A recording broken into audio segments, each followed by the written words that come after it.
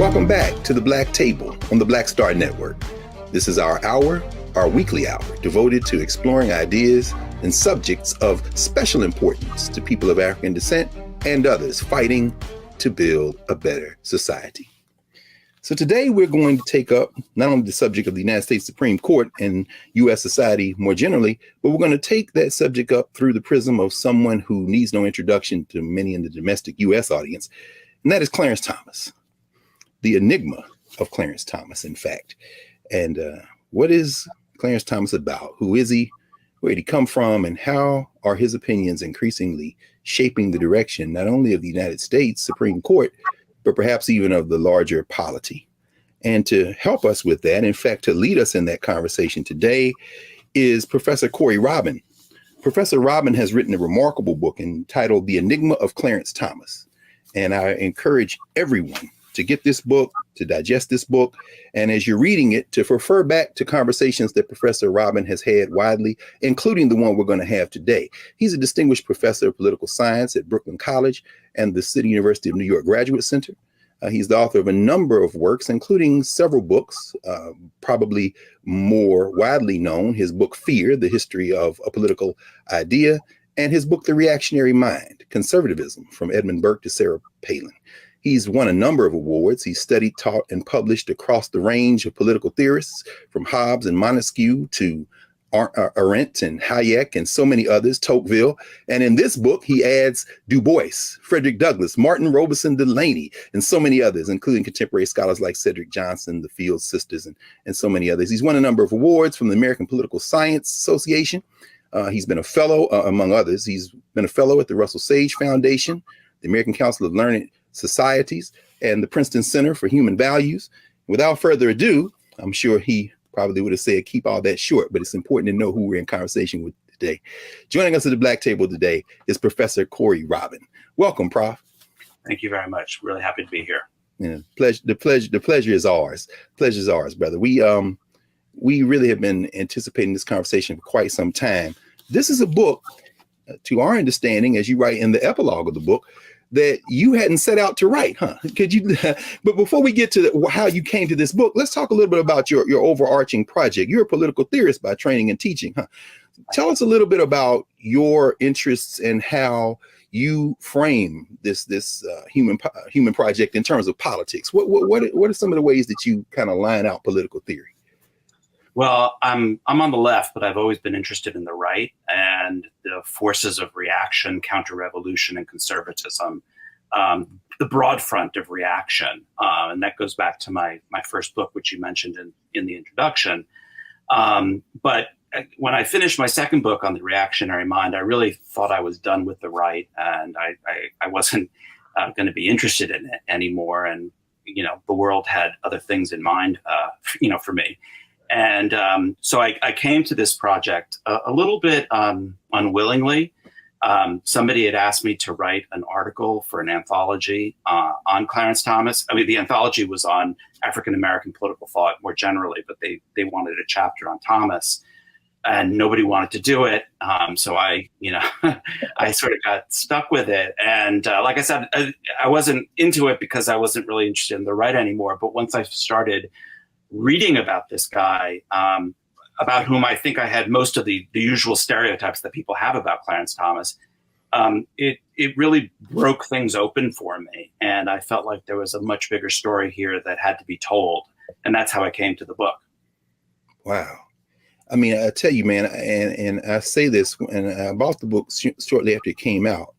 And as I said before we started talking for the recording, I teach a class at Howard Law School, and I just carried the book into class with me. I'm like, do y'all understand how closely Clarence Thomas's ideas, his upbringing and formation mirror that of so many Black people in this country? And there's virtually nothing that I'm aware of that approaches Thomas's judicial philosophy, his politics, through the lens that you do. In fact, you say, what is it, that Clarence Thomas's life and work somehow is the story of the last half century of American politics, including our many defeats, some of our triumphs, but ultimately kind of traces it out. And finally, as someone who is a, probably would be characterized as a black nationalist, certainly a black internationalist. And you write that he doesn't really have much interest in black internationalism. You say, well, I didn't set out to frame him as a black nationalist necessarily the way we would talk about black nationalism, but I'm looking at the overlap of conservatism and black nationalism. But Prof, you call Clarence Thomas a black nationalist, man. Help us understand that. This is the thesis of this book. Could you talk a little about what is the thesis of the Enigma of Clarence Thomas? Sure. Well, it starts with who he was as a younger man, and I can get into much more detail about that, as the show goes on. But for his formative political years, he was a black nationalist. He had come north from the South. He was a student at Holy Cross, and he helped found the Black Student Union. He was part of a cohort of black male students who was recruited in 1968, and he helped form the Black Student Union, as I said, and they had a manifesto that he was the secretary treasurer. And if you look at the principles of that manifesto and the principles by which these guys acted, and they were guys because it was still an all-male college, they were very much in concert with a lot of the black nationalist tenets of the late 1960s and the early 1970s.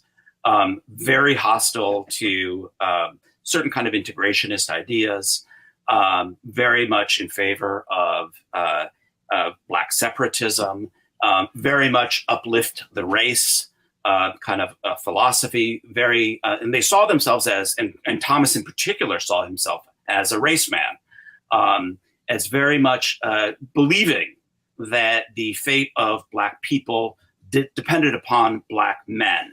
And so, one of his formative influences was Malcolm X. He had he memorized all the speeches, not all the speeches, but many of the speeches of Malcolm X by listening to them on records. That's how people used to pass those around back in the day.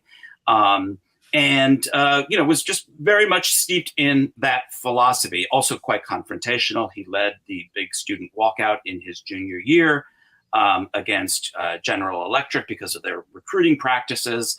So it was a real part of his formation. And the important thing to say about all this is, as he moves to the right in the mid-1970s, what's interesting is how little of this earlier formation he gives up.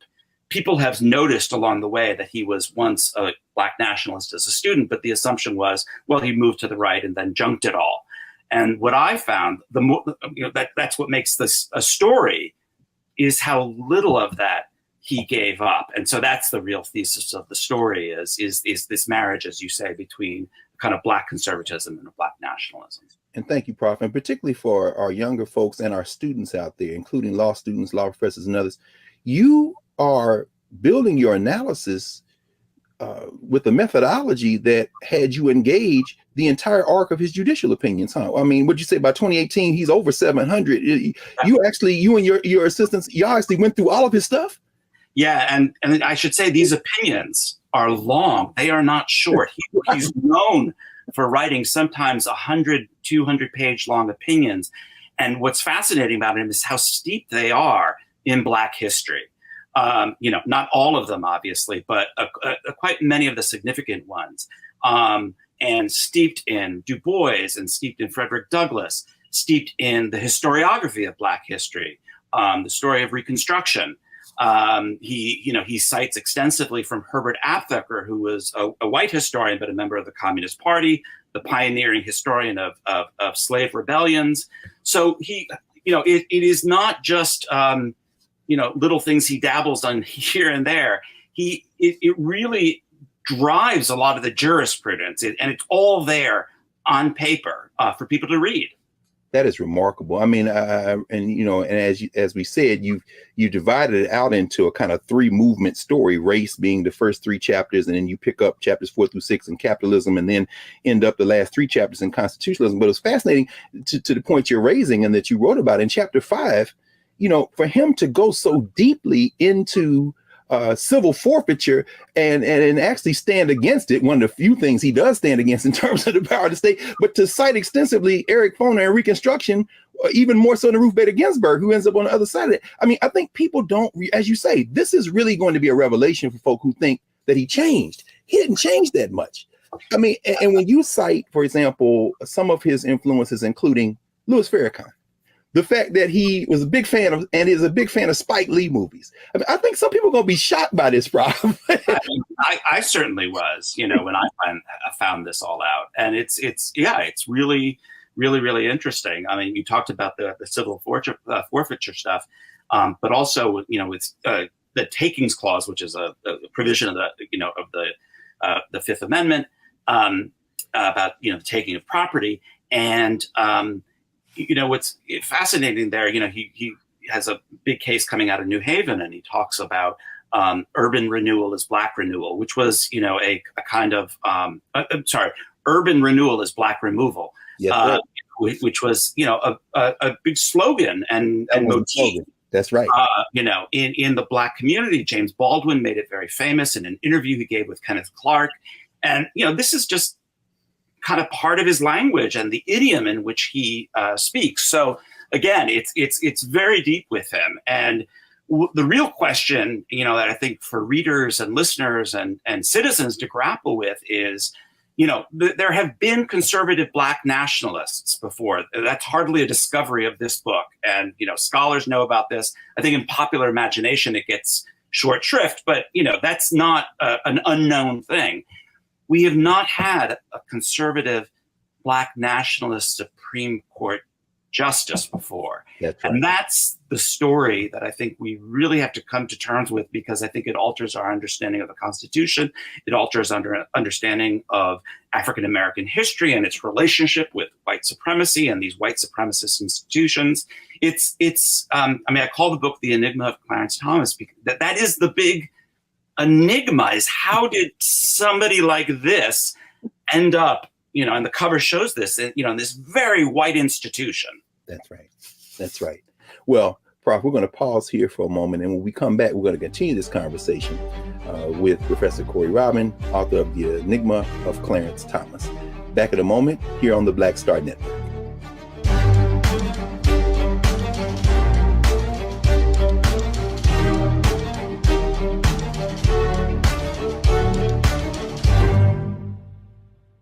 We begin tonight with the people who are really running the country right now. Now, Trump is often wrong and misleading about a lot of things, but especially about history. Donald Trump falling in line with President Elon Musk. In the wake of the unsettling news that MSNBC has canceled Joy Ann Reid's primetime show, The Readout, Roland Martin and the Black Star Network would like to extend an invitation to all of the fans of Joy Ann Reid's MSNBC show to join us every night to watch Roland Martin Unfiltered, streaming on the Black Star Network for news, discussion of the issues that matter to you, and the latest updates on the twice impeached, criminally convicted felon-in-chief Donald Trump and his unprecedented assault on democracy, as well as co-president Elon Musk's takeover of the federal government. The Black Star Network stands with Joy Ann Reid and all folks who understand the power of Black voices in media. We must come together and never forget that information is power.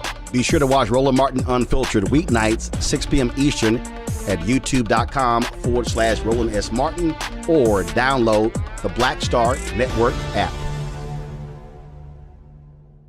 Hello, I'm Isaac Hayes III, founder and CEO of Fanbase. Listen to what I'm about to tell you. The window to invest in Fanbase is closing. We've raised over $10.6 million of our $17 million goal. That means there's room for less than 6,370 people to invest in Fanbase for the average amount. The minimum to invest in Fanbase right now is $399. That makes you an owner in Fanbase today. Go to startengine.com/fanbase to invest. Why? Because current social apps have taken advantage of users for far too long, with content suppression, shadow banning, harmful racist content, and no real tools for monetization and equity. Fanbase has over 1.4 million users and counting, allowing anyone to reach all their following and monetize their content from day one. Social media is the new TV, and whoever owns the apps that distribute that content have the opportunity to own potential billion-dollar companies.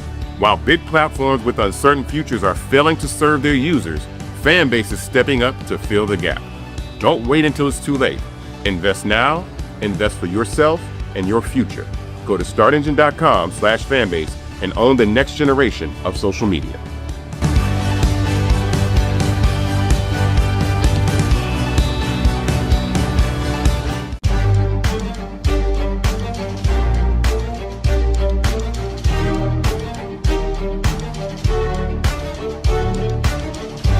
Welcome back to the Black Table here on the Black Star Network. I'm your host, Greg Carr, joined today by Professor Corey Robin, the author of the Enigma of Clarence Thomas. Professor Robin, Corey, it's interesting that you mentioned, of course, the whole arc of Kenneth Clark and, the questions of the doll test. I never liked that doll test myself, quite frankly, but because, what it says or doesn't say about the nature of Black identity and self-worth. You explore Clarence Thomas's formative years and his early professional arc, and you trace out the theme of stigma. Yeah. You trace out this theme of self-respect. I mean, how much of that thinking and that upbringing goes into his judicial philosophy in your mind? I think it's really important. I mean, I think it's both the terror and the power of his ideas of race, and also, frankly, the limitations of his idea of race and racism, because it is very much focused on stigma. That is, from a very early age. And it actually starts within the Black community. Yes. Clarence Thomas was born in Pinpoint, which is a very poor town on the coast of the Atlantic in Georgia, not far from Savannah. And when he's about 5 or 6 years old, he moves to Savannah, where he's to move in with his grandfather, who's a kind of, you would say today middle class, except was not from a middle class background himself, was very working class. But nevertheless, he owned his own fuel delivery company. He owned some property. But the thing about Thomas was, when he goes to school, is he's much darker than other Black students. Okay. And this is, by his own memory, this is his first real confrontation with the color line, is colorism. Well, Corey, I almost hesitate to say this, but again, this is a Black Table. We're being candid. At 57 years old, I am old enough to remember when in elementary school, it was an insult for a quote unquote lighter skinned Black child to talk to a Black one and call them ABC. I remember America's Blackest Child. And so Clarence Thomas does too, a generation before us, but yeah. Absolutely. I mean, and that is what, as you say, that is what he was called. Later when he's at a school and he goes to sleep, they say you can't find Clarence, because the lights are out. I mean, it's a very wounding, painful experience for him, and he doesn't forget it, and he begins to apply it as he gets older. This is how he begins to understand Black liberalism. Is it's the professional managerial class that tends to be lighter and wealthier, and so these ideas about color and race are very formative for him, and they come to center on this idea of a stigma, that Black people are stigmatized, and this is then going to carry. This is a long story, but just to cut to the chase, it's going to carry over to his ideas about affirmative action. Now, most conservatives, white conservatives, when they talk about affirmative action, they believe it's an offense against colorblindness. And what's interesting about Thomas, even though his white conservative fan base thinks he's a colorblind jurist, he's anything but that. He's the complete opposite of that. Yeah. And for him, one of the key wrongs of affirmative action is how it stigmatizes Black people, in the same way that not every Black person in the 19th century was enslaved, but nevertheless, all Black people carried the stigma of slavery and of racialized inferiority, whether they were free or enslaved. Thomas argues that, of course, not all Black people are in a university by virtue of affirmative action, or in a workplace by affirmative action. Nevertheless, because of racism, they will carry that stigma that they got there. And it's not just a stigma of inferiority, it's a stigma of that you could only get where you got to by virtue of white benevolence. Yes. And this is, very important for his ideas about racial uplift and the centrality of Black self-help, that affirmative action is an ideological story that persists with this, this notion that Black people can only get to where they get to, if they get anywhere, by virtue of white help. Yes. And of course, as you say, on the other side, dignity is so important to him, not just individually, but collectively, although that collective sense of dignity doesn't translate into collective political action, as you line out in terms of voting rights, which is fascinating. And you get into that second movement when you start dealing with capitalism. In fact, let's walk across that bridge a little bit. It was interesting that you line out an opinion where he compares the set aside, the affirmative action kind of concept in the US to apartheid in South Africa. He says neither one is good. I mean, there's something compelling about the idea that if once you accept the rules, you just got to beat these people at their own game. But there's an animation when it comes into the second movement, capitalism, where you kind of, in chapter 4, you begin to talk about Thomas Sowell. Yeah. And I think about the fact, of course, Thomas Sowell started out at Howard, and he writes about that in his memoir, and Sterling Brown and others are like, well, go test yourself against these other folks.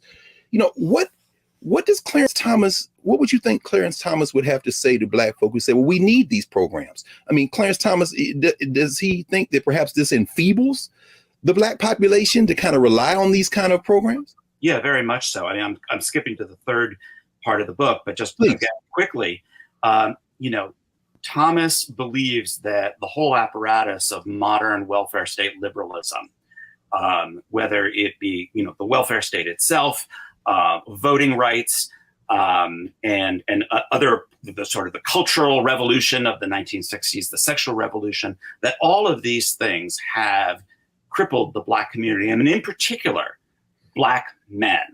Now, Thomas has a very patriarchal vision of racial progress and of racial identification. I should say he's not really alone in this. No. He really, he says it well into this time in the Reagan administration in the mid 1980s in a speech he gives in Savannah at a Black college in HBCU. Ironically, of course, Savannah State, right there near his hometown, no question. Yeah. Exactly. And he says, I'm getting to get the quote on, but the future or the fate of the Black race depends upon the Black man. And this is not in his, young undergraduate days. This is when he's, a member of, the head of the EEOC in the Reagan administration. And so this is, for him, all of these liberal programs have weakened Black men. And for him, if you were to say to him, we need these programs, that is a statement of abjectness, of destitution so profound and wounding to him that he thinks, you couldn't come up with a greater self-indictment than a statement like that. So he really has this idea of Black sovereignty, Black male sovereignty, I should say. That, the second that it is extended from the state, the white state, and I'll explain what I mean by that in 1 second, that stigma returns and that kind of wound returns, and that it is so crippling and stifling.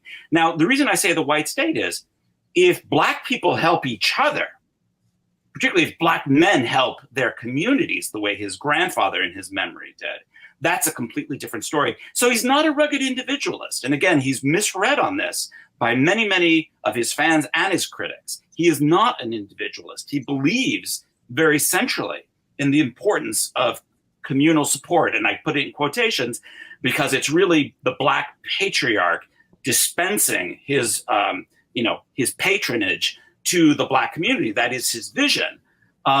He does not believe is crippling. That he believes is empowering. That he believes is the path of racial progress. And what's more, he says, this is the story of how Black people survived under slavery, under Jim Crow.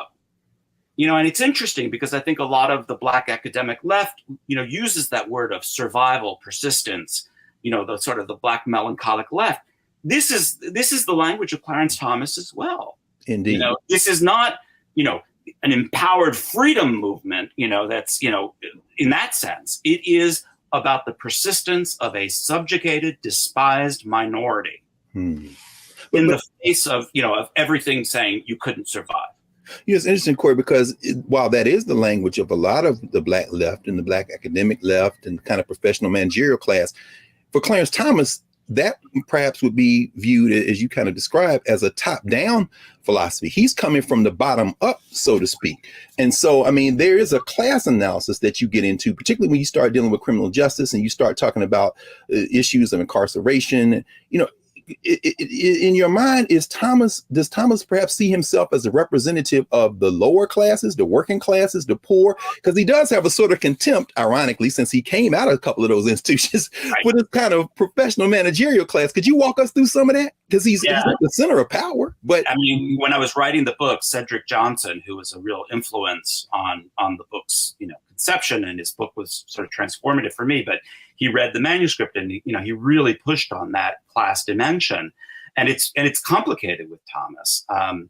He is from, you can't say the Black working class, but he's certainly from a Black poor. yeah, And then is raised by his grandfather, who was more the Black middle class. He has a weird class background, and then he becomes part of the Black professional managerial class once he goes to Holy Cross and onward.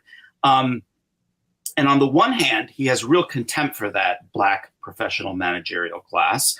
I don't think he's that strange or rare in that regard. A lot of white, PMCs have contempt for other, it's pretty common. and quietly as his kept prof, a lot of Black too. But let's just be frank about. I'm sure Cedric said that to you anyway.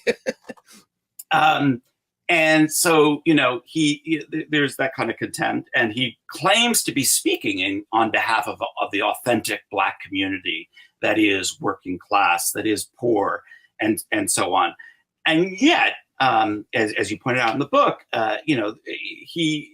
his conception of racial wounds and racial grievances, are very much, with his focus on stigma, for instance, they're very much PMC type concerns, when he comes, because when he talks about it, it's, how you get viewed in the seminar room, how you get viewed in the executive boardroom, how so it's a very rarefied, strata. And he's not particularly interested in the kind of stigma that gets attached to Black working class men. In inner cities, in high crime areas and so forth.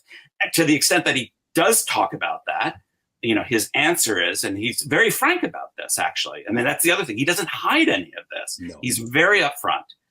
And his answer is, all the more reason why, if you're Black and you're male and you're poor and working class and you live in a city, you need to stay the hell away from anything. My God. Anything that even will attract, even the slightest bit of notice from the police, from the state. All the more reason to stay away. And he claims this is what his grandfather taught him, and that, liberalism has blurred that line to the detriment of the Black community.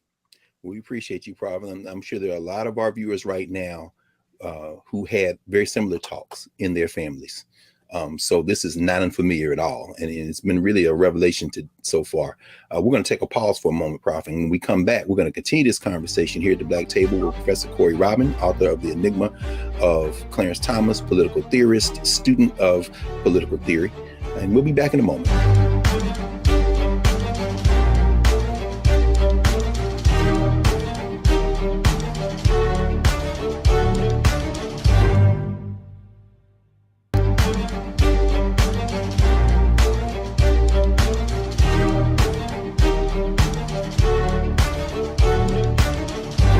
Welcome back to the Black Table here on the Black Star Network. I'm your host, Greg Carr, with Professor Corey Robin. Prof, let's look at how Clarence Thomas, his interpretation of the law, with this political philosophy, with this cultural grounding he has, how that translates into how he reads the Constitution. You write about how at his confirmation, well, first of all, you write about how he never aspired to be on the bench in the first place. And that's fascinating. I mean, maybe say a few words about that when he makes the transition from EEOC to the bench. But at his confirmations, people might think that he would be an originalist, but in fact, he talks about the Constitution being a living document, and people have accused him of being a kind of doctrinaire when it comes to natural law. But you write, when you go through his opinions, that is in fact not the case. And so if he sees Black people as being able to pull ourselves up by our bootstraps, so to speak, why doesn't that translate, for example, in his assessment of voting rights and constitutional protections? Why doesn't that translate into a philosophy of collective Black political action? Why is he so hard on Black folk when race seems to be a factor in enhancing Black political power instead of the opposite? It's any of those things. Sorry, what's that? No. Go right ahead. I'm sorry. Yeah. So, I mean, this is, in a lot of ways, I think you get into the real kind of darkness of his worldview.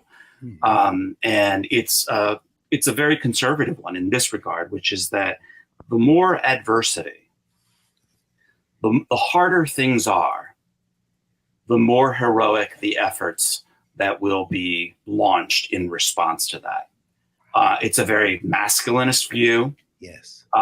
It's a very, in some ways, it's a kind of very Catholic view. He quotes from Thomas Aquinas, to justify these kinds of views. But he's not shy about this. And so for him, the thing about voting rights, there's a lot of things he has a critique of voting rights, but is that, again, it all depends. Well, it all depends upon white beneficence. This is a country in which there is a white majority and Black people are in the minority. And in fact, he gives this very famous interview to Juan Williams in the 1980s. Juan Williams, back then when he was at the Atlantic.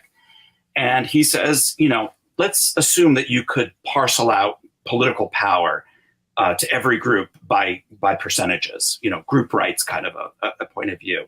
Mm-hmm. He says, who's going to come out on top and who's going to come out on the bottom? White people are always on top. Black people will always be at the bottom. And the more you depend upon white actors, white benevolence to secure your status. And he says, let's be clear, that's what a lot of these, voting rights, gerrymandered decisions are all about. That's why he compares it to racial apartheid, is that these are all under the control of white political actors. And that which is given to you and which you depend on as a gift can and will be taken away.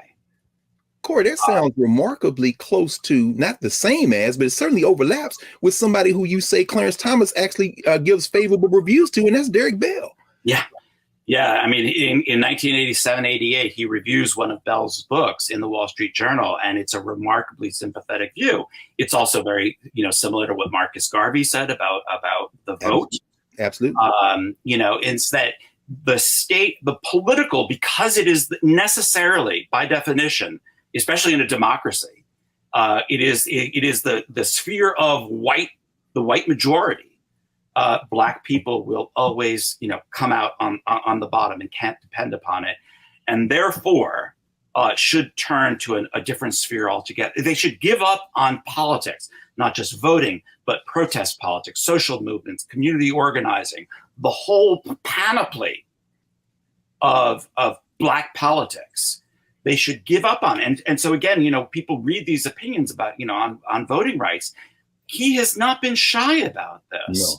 No. And one of the frustrations I have is that, people think that Clarence Thomas, if he says anything that sounds Black nationalist or he quotes Malcolm X, he's somehow lying. This is a guy who's willing to say some of the most horrific things. Yeah. He's not shy about it at all. So why would he want to dress it up in any way? It doesn't really, add up. But he's just, like I said, very, very forthright on the question about voting rights and about politics.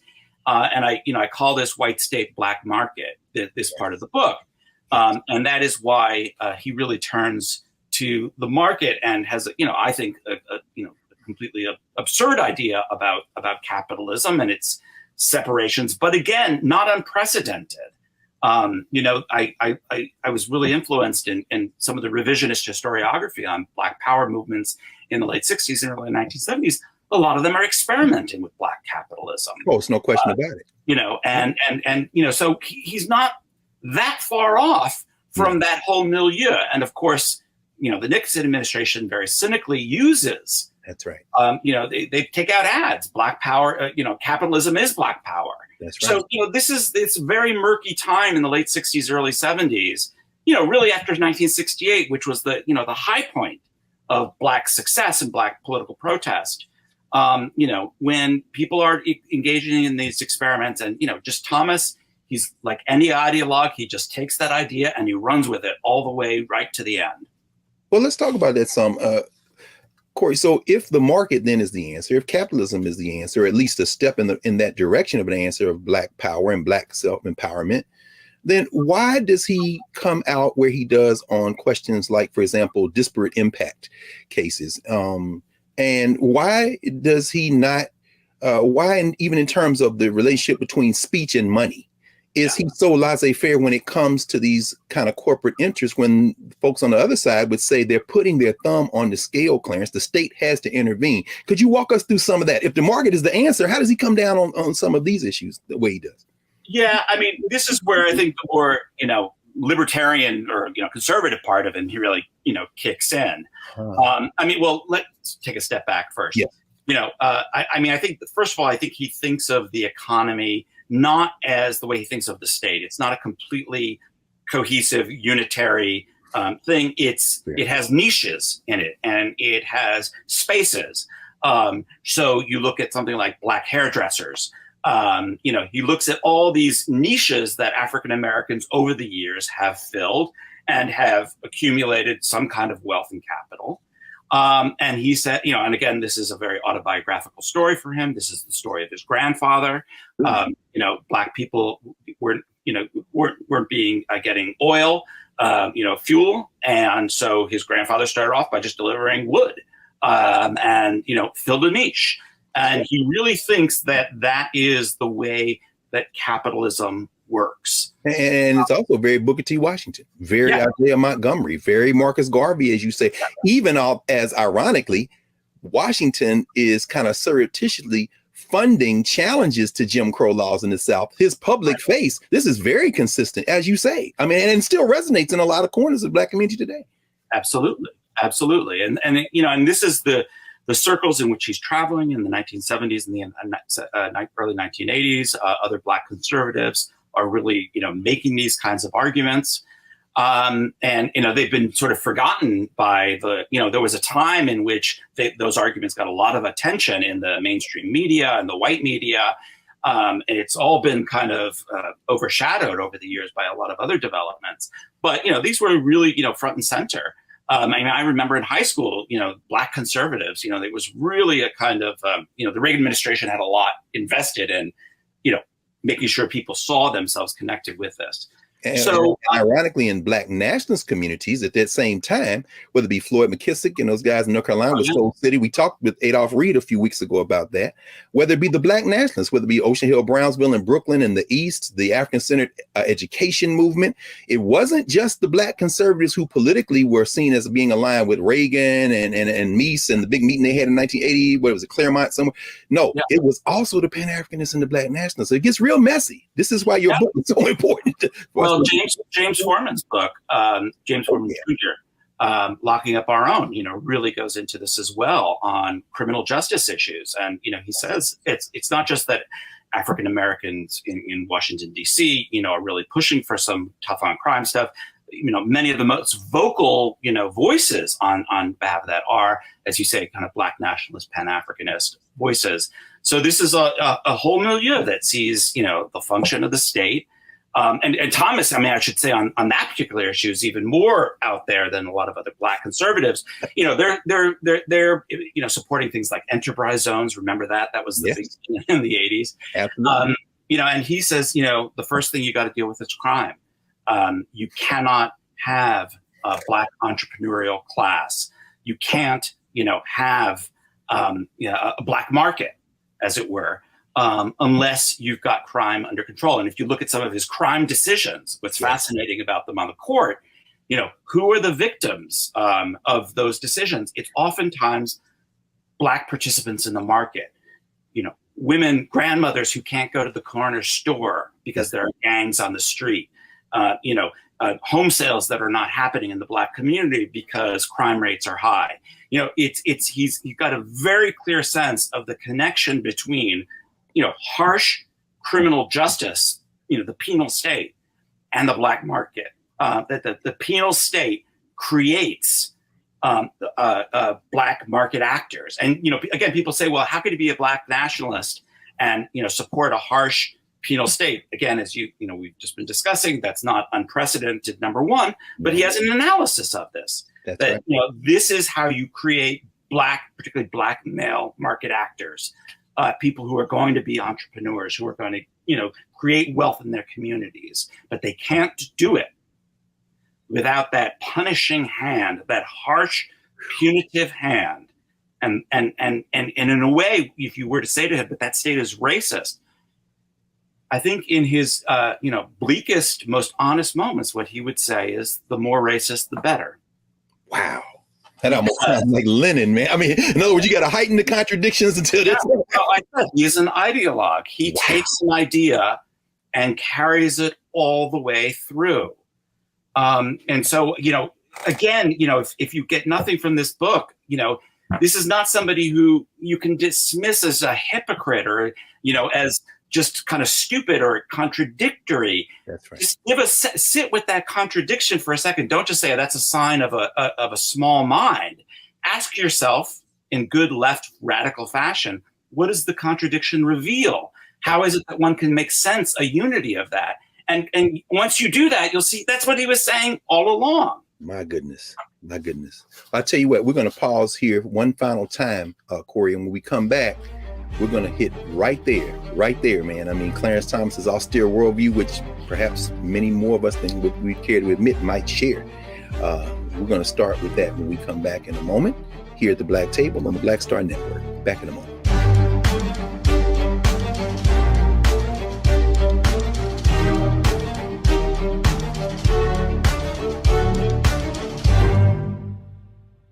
What's up, y'all? Look, Fanbase is more than a platform. It's a movement to empower creators, offering a unique opportunity for everyday people to invest in Black-owned tech, infrastructure, and help shape the future of social media. Investing in technology is essential for creating long-term wealth and influence in the digital age. The Black community must not only consume tech, we must own it. Discover how equity crowdfunding can serve as a powerful tool for funding Black businesses, allowing entrepreneurs to raise capital directly through their community through the Jobs Act.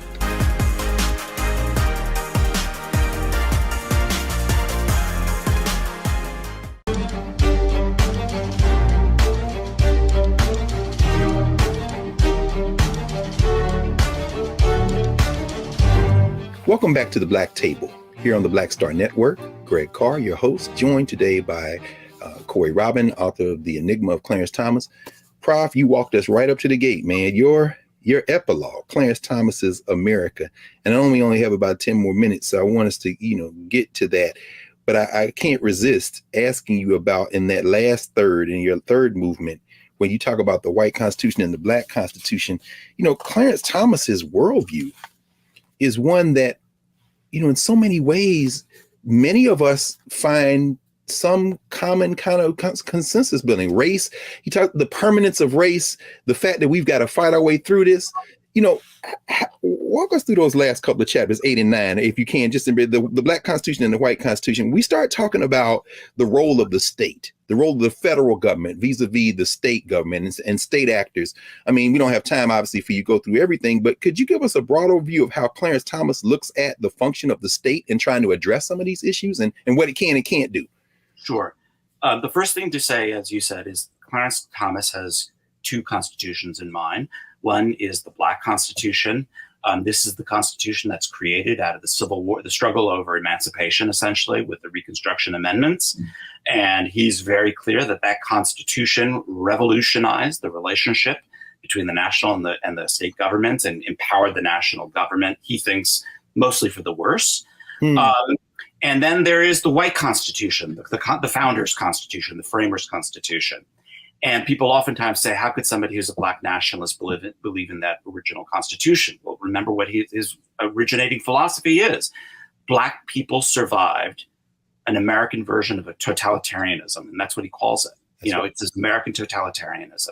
If they can survive that, they developed virtues and skills and habits and customs and tactics and strategies that we need to go back to. And he says, people think that I'm anachronistic. I am. I want to go backwards in time in order to move us forward into the future. He's very upfront about this. Man, that's a bizarre version of saying Kofa, brother. I'm gonna tell you right. but it's right there. You're saying it's in black and white. All I gotta do is read his opinions. Yeah, exactly. And so he embraces the kind of constitutional transformations that we're seeing today. There's a whole other story about rights there that we probably don't have to get in time to get into. But, he really wants a kind of punitive state that will recreate the adversity, the hardship, the subjugation that black people once experienced, not because he is a sadist and not because he is, just having a lark, but because he believes out of that experience will come a kind of new generation of powerful black men like his grandfather, who will be the salvation of their communities. My goodness. And yeah, sorry, go ahead. No. Please finish your thought, please. No, I mean, and so, with that comes the kind of world that we are increasingly seeing today, where, this is a state that is extraordinarily punitive, but simultaneously cannot protect you. Certainly if you're black, increasingly if you're white. I mean, just think about things like COVID and just the general breakdown of the state apparatus, climate change. We are facing these kind of extinction events.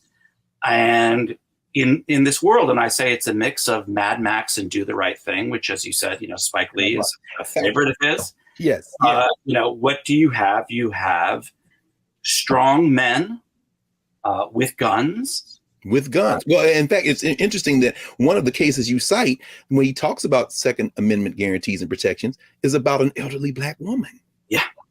That's fascinating, man. I mean, she got to protect herself out here in the hood. These guys are coming. We read very carefully into those footnotes, I can see. Oh, man.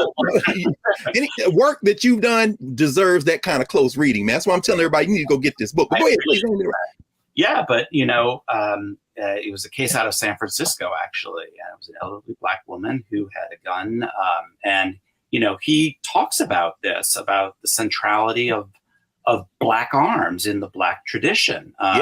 His Second Amendment, decisions, particularly McDonald versus Chicago, which is about 12 years old now or 11 years old, really goes into how central it was arming black people during Reconstruction. And he closes that power movement, the Panthers. I mean, we talking about black militia, Republic of New Africa. Absolutely. Oh, absolutely. I mean, there's a song. Oh God, now I can't remember. It was a song about that not Kathleen Cleaver. No, Elaine Brown, I think, wrote about the centrality of black men being armed and how central that was to the black community. And so this is really to the heart of the whole vision. And again, what was once maybe, a vision that was particular to one wing of African-American politics. And again, this is the heart of the book, is now a vision that pervades America. That not pervades American society. That is American society. And that's why I hope it's not hyperbolic to say, it's Clarence Thomas's America. And as I said in a recent article, he is not only the most powerful black person, government official in the United States, which people seem to forget. He is the most symptomatic public intellectual in the United States. I think he is articulating what this country has become and where it is going. And he has seeded the federal bench with his clerks, which you kind of began with, which is remarkable. Let me ask you, Prof, as we kind of turn to a close, because, you don't use, obviously, the word dystopian in terms of his outlook lightly.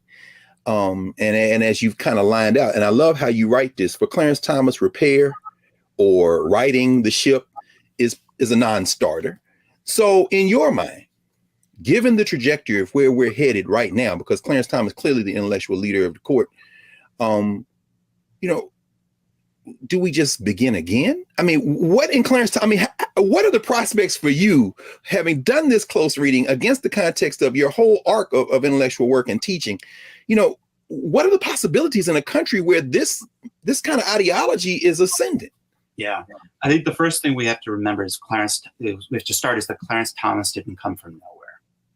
He came from somewhere, not just literally, but metaphorically. And that there is a reason why this point of view has become ascendant. And it's not because Republicans are crazy, and it's not because they're stupid. And it's not even just because they are white supremacists. Yes, sir. What it comes out of, I believe, is the defeat of the Black freedom movement in its political phase. And I take the politics of Black freedom and the politics of the left very seriously, that if you do not believe you can transform society through political means, and I define that broadly, whether it's voting, whether it's social movements, whether it's radical politics, in the broadest sense, if you have given up on that idea, if you believe that, melancholy and defeat is the past, present, and future, I think it's very hard not to end up on the train of Clarence Thomas. And so where do we start is by confronting that, not just the ideology of defeat, but the reality of defeat. And then try to restore some belief in the possibilities of politics, again, broadly defined. Well, I think we all, I'm sure everybody watching this would join me in thanking you for undertaking this work, which you hadn't set out to do, but which kind of extends your previous work. And I'll ask you one final question. What you working on, man? I know you have a few projects that I read about that you're working on. What's next? What's next, Professor Robin? I'm trying to write a book about intellectuals and capitalism, basically. How people have thought about capitalism since the 18th century through today. So a little less presentist, obviously has, some implications for today, but a little bit going back to history. Absolutely. Well, we wish you Godspeed, and hopefully, you'll come back and join us again. And listen, I'm glad we were able to schedule you, because I suspect as the months and years unfold, your dance card is going to try to pull you out of the classroom and out of the library a lot more, as people realize, hey, we need to go get the Enigma of Clarence Thomas, because this is where this is the ideology and intellectual work that is informing the state. But we want to thank you for joining us today, Professor Robin, and please come back. All right, thank you very much, and I'd be happy to do it. I really enjoyed it. Thank you so much. We'll be back in a moment to clear the table here at the Black Table on the Black Star Network. Back in a moment.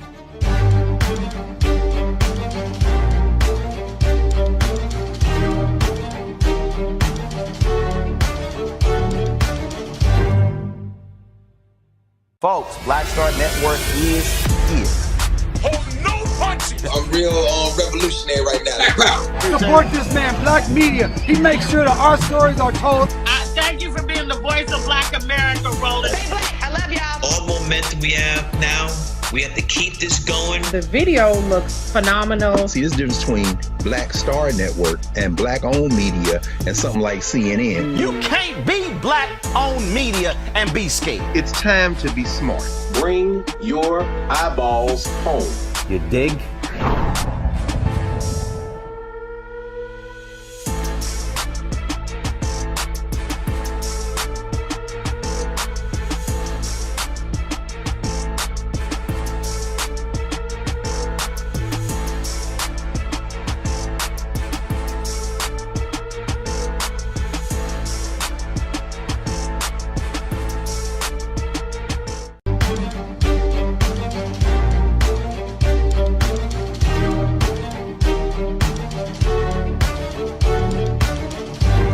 In 1950, when Carter Godwin Woodson passed away here in Washington, D.C., at the age of 75, W.E.B. Du Bois wrote his obituary in a small journal called Masses and Mainstream.